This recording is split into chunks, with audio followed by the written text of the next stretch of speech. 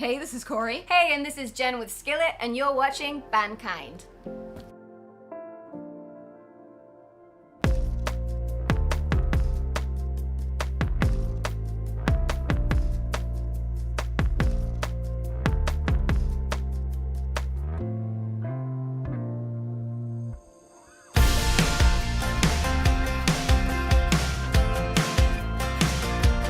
Hi, I'm Nick at Bandkind, and we're here with the ladies of Skillet. Let's find out what's going on. You guys glad to be back out on the road? You know it. Definitely. You talk. Oh, I mean, it's after the 2 years off, you know, Yeah. the fact that we get to play live music again and see people face to face, you cherish it and appreciate it so much more than you even thought you could. It's been so special. There's only so much YouTube concerts that you can go to. Yeah. Right. Six And we screens. didn't even know if it would ever come back. Yeah. You know, when it first all got shut down, you're like, will we ever play live music again? We don't know.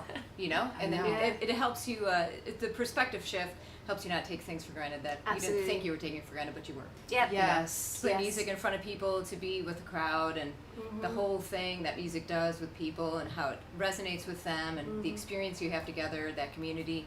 Just such a blessing to do that every day. Yes. you know? It is good, but it was also nice for you guys. I know that John said that you, Korey, were nesting for the first time in a very long time. Ever. Yes. And Jen, you started doing some DIY projects. Yeah, so I did, yeah. what was that season like for you too? You go first. Yeah, so I'm old, as you know. You are I've been doing this for a long time, and I never imagined, it's a blessing, but I never imagined that I'd be doing music full time for 25 plus years. You know, and so at this age, you're kind of like, I mean, the natural side of me, not that I'm not blessed to be doing music, but is like, I'd love to just be home and, Yeah. not live in a bus. And Yeah, like rearranging the fruit in a lifestyle. bus. Exactly, the Yeah. lifestyle that, can be fairly undignified sometimes, Yeah. and just uncomfortable, and, parents are getting older, there's the whole deal. And it's like, it'd be nice to not have to work so hard or be so sore, whatever it is. Not that I'm complaining. Yes. But, being able to be home is the longest John and I have been home since we've been married. Yes. And so it's kind of relearning what that all looks like because we've never learned it before together at home, Right. And just being able to be, like, I love being involved in local church, in people's lives, hands-on. On the road, you can be, to an extent, with the people that are in your bus. It's like road Yeah. family, and you Yes. can really Yeah. dig in, and there's all that. But at home, before Skillet, it was, like, involved in the church, helping with youth group, helping with young adults, just pouring into people's lives. I love that so much. So it's an aspect I miss. Being on a worship team, like, I just really love serving in the church. So being able to Wow. do that again, it was almost like something that had been sort of suffocated that Yes. got released again.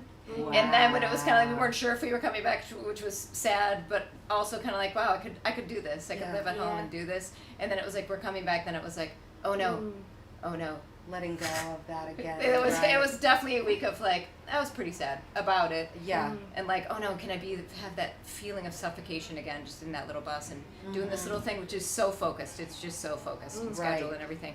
And then I just knew God still had us doing this. So I'm like, okay, you're just gonna really have to help me because Yeah. I don't know if I mean I guess I have faith for it, but that's kind of where I was at. And then kind of like the second we came back, it was like riding a bike. It was kind of the joy of the Lord coming on. It's like, all right, I know that we're still called to do Give you this. the grace so, for it. all right, but it was a fun time home too. Yeah. so, Wow. That's Yeah. beautiful. Yeah, and for me it was similar. Well, similar in that I hadn't really spent that time home ever since touring. Like I came to America when I was 16, Yes. got born again, Yes. went on like this discipleship course where I would say that's where I gave my life to Jesus, and then within like 13 months I'd gotten into Skillet. So Yeah. at 18, my 18th birthday, I'd started basically touring full time.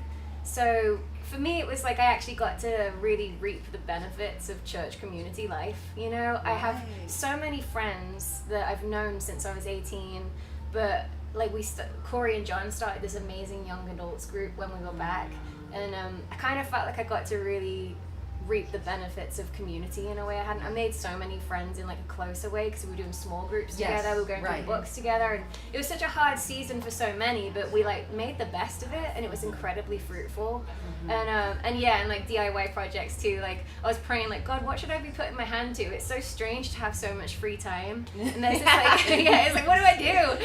And it was like Exactly. amazing because there's this like a clinic in Kenosha where they basically help women in crisis, with unwanted pregnancy agencies, but they offer them free medical care, clothing, parenting classes. It is like what they do for the community is absolutely amazing. Wow. And they were like, we're in need of someone with like an eye for decorating to just come and help us renovate. And I'm like, a secret HGTV wannabe. So, you know, like I love that stuff. So I was like, maybe I could help. So me and like the young adults from the group. She didn't just help, she ran the whole project. Wow. Yeah. It was all of her, and then she got a bunch of help from the young adults. They and helped George me and they came in, majorly. but she was in charge. Oh my Large God. and in charge. I was pretending I was Joanna Gaines, you know what I mean? And like, and like all of my friends like from church, we all just went in and we just from top to bottom we refreshed this place for them and made it like so welcoming and beautiful, and you know, just a place where when people are in such terrible circumstances and feeling so alone and feeling so uncertain of the future, right. the fact that we could make it as inviting, as peaceful, and like just what they need for even for the children they already have, and providing everything they could possibly need to give them the courage and empower them to keep their babies. And just, I don't know, I was like, to be a part of little things like that usually we're on the road, and I've got a heart for all that stuff, but I don't have the time or, you know, it's not what I'm called to. You don't have the consistency Exactly. to do it. Yeah. So I feel like both of us, like, even though it was a weird, uncertain 18 months, it was like, all right, this isn't what we planned for, but God, what do you want to use us for while we're here? Yeah. And I think it was like a wonderful gift to get to be used in those ways, and see fruit, like, He can really use you no matter where you are, and bring fruit from your life if you've got a willing heart, you know. And we saw that a ton in all our friends and in our church. So very grateful to have an amazing church during that season. Yeah. Well, you can just say too that the place that she helped renovate was right. So we live in Kenosha, Wisconsin, which is where like the whole bits of it got burned down. This is like right in the heart of where there was like buildings completely trashed and burned down, and she got to go in there and Revive. revive it. Yeah, it was really Breathe new wonderful to think about. Like, I forgot. Because that happened we had before. all the Kenosha riots. You know, Yes. that's another thing we lived through during Yes.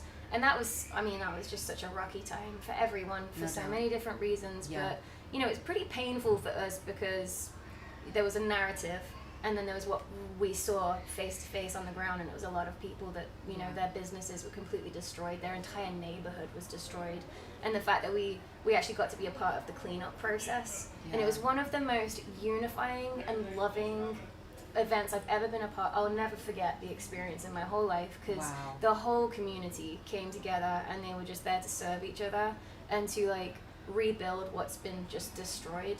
And you know, how it was represented was completely like untrue, but what actually happened in the city was like, yeah, we were shaken up, but man, we saw a ton of unity and love after, and then getting to like come in and renovate the sort of crisis pregnancy center, which was in the heart of the community that had been so devastated. There was something kind of special with getting to connect with everyone there, and stuff I would never get to do being on the road. So wonderful gifts. I wish more of that aspect of it would have made the press. That would have been wonderful, but there's always a spin. Yeah, it's been a rough couple of years, hasn't it? Sure. Yeah, and I think everyone can kind of see that what the media does isn't really, it's not true at this point. You know? I know. It's unbelievable. Yeah, it is. It really is. Well, you both touched on something about connection with people, and I have found over and over again that bands connect with so many people that it's impossible to really find a connected community.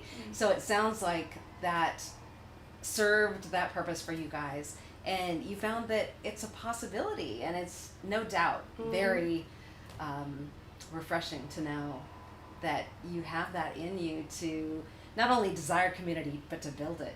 Yes. Yeah, I think even just starting Skillet and going on the road, always wanting to honor God with our lives, and not just be in a band, you know. And so kind of going into it sobered, like this is going to be like, as a Christian, you're meant to live in a community, like you're meant to be a part of a church, and that's really how you grow, essentially, in a lot of ways, with that sharpening of the relationships, and you giving out and people giving out, and the peer relationships where you're accountable. There's accountability in a lot of different levels, and knowing we were going on the road and wouldn't have that as much, we were kind of like, we will always stay connected to our church. Yes. So we have a local church, we have our leaders, they're super involved in our lives, even when they're from a distance. You know, it's just something we committed to doing, because the last thing we want to do is start off with this intention of honoring God and sort of slowly drift into something else, you know, Yeah. where your music is about yourself, or it's easy to get caught up in the business side of it, or it's easy to get caught up in the competitive side of it, or it's easy to get caught up in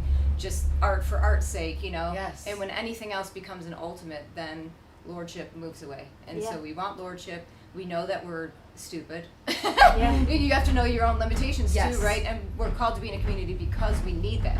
We need that interdependence. And so from the beginning of Skillet, that was just what we committed to do. And our leaders we told our leaders, if you ever see us getting off, or ever, like within my relationship with John, if you see something, we would come. If they said get off the road for the sake of your soul, we would get off the road, you know, because I don't really care about the career. Wow. I care about honoring God with my life. And if he's not going to be pleased with me, I don't want to stand before him in the end and, oh, you live for music. So gross. Like, you know, when you're face to face with him and watch everything else burn that you did in your life, like, those things aren't going to matter anymore. So want to live that eternal perspective of, like, give yourself to things that matter.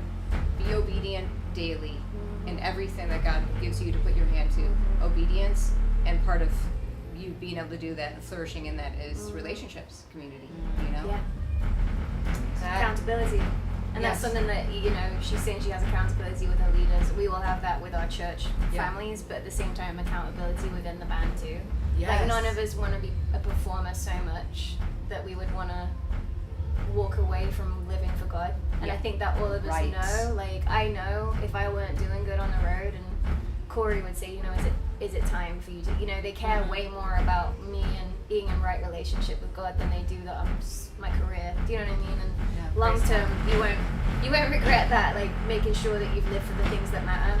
And I appreciate that about John and Korey, is like coming in the road at 18 years old, just getting born again. It was like such a safety net, knowing like we have leaders involved. They also are looking out for me. If they see X, Y, or Z, we'd be quickly making sure, like, okay, that there's just sort of feel safe. Are you doing okay? Safety nets, you know. And it's great though, and it also is an accountability factor of like knowing that if you were to like not be doing well, like, okay, this actually matters. We're on a platform, people are watching us, people look to us on stage, but they also watch who we are backstage. And I like that there's just a standard that's expected and an accountability if you weren't to be living up to that. Living in the light with each other. Living in the light is important and easy to avoid.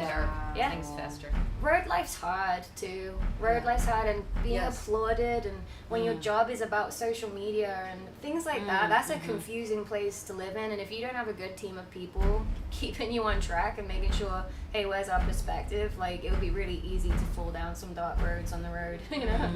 No doubt. No doubt. You guys have shared much wisdom. Every time I talk to both of you, so much wisdom, and I so appreciate that. And I appreciate my very long standing relationship with you and John, and so grateful for what you guys are doing. And I know these folks are hungry to hear your music, and so I cannot wait till they encounter your new stuff tonight. Awesome. Yeah, excited about the new album. We are. And the Panheads rule. The Skillet fans are some of the most special people in the world, and we're so grateful for them. And you know, having 18 months away, we were like, oh, this is gut-wrenching. And now we're back. I'm like, a whole new appreciation for how special our fans are. And, you know, Christian music fans, we so appreciate all the support we can get. Times are changing, and if we can spread hope and truth through music, like, there's no greater honor. But it takes people like you supporting us and our fans too, so thank you. Wow. Tell me really quick before we go, how about your mom and dad? Are they okay as far as the whole COVID thing? You staying in the US? In the UK? Oh, in the UK, yes. Yeah, so they're in the UK. The UK was a lot stricter than Wisconsin at least. You know, Yeah. state by state. Depends what state you're in. Like, we had kind of a fair amount of freedom, you know what I mean? Yeah. So UK was rough, but they've just released lifted all the restrictions finally. Wow. So, time. Yes. You know, they're doing really well. The fam is okay. The fam is, they made it through, and now they also have some freedom to travel a bit, so that's good as well. Good. Well, I'm excited to see you guys up on stage tonight. Thank you. And I know it's going to be powerful. And so take the stage. Yeah, Woo! that's right. Back at it. Woo! Thank you so much.